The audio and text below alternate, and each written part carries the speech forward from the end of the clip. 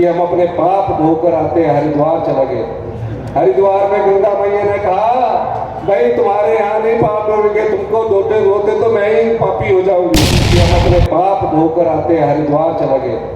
हरिद्वार में गंगा मैया ने कहा, भाई तुम्हारे यहाँ नहीं पाप धोगे, तुमको धोते धोते तो मैं ही पापी हो जाऊंगी। राम तेरी गंगा मैया का नारा है। फिर चले गए ऋषिकेश।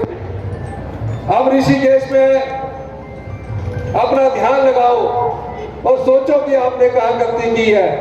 आप डर क्यों रहे हैं? आपने गलती की है।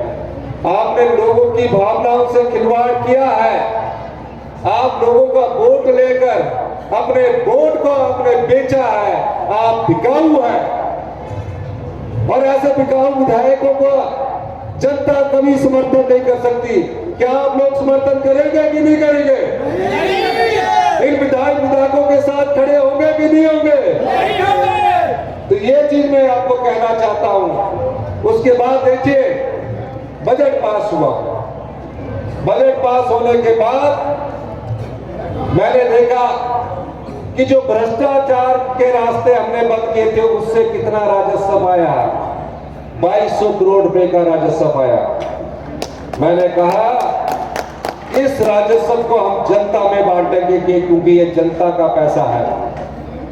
और हमने 18 साल से ऊपर जितनी भी हमारी बेटियां हैं, जितनी भी हमारी महिलाएं हैं, 18 साल के ऊपर की जितनी भी महिलाएं बेटियां हमारी है, उनके जीवन के अंतिम सांस तक 80 साल की उम्र तक हर महीने हम उन्हें 1500 रुपए देने की मैंने घोषणा की।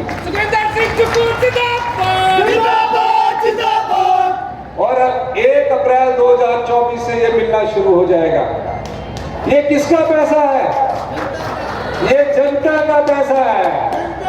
और जो जनता के पैसे को लूट रहे थे, उस रास्ते को मैंने बंद किया।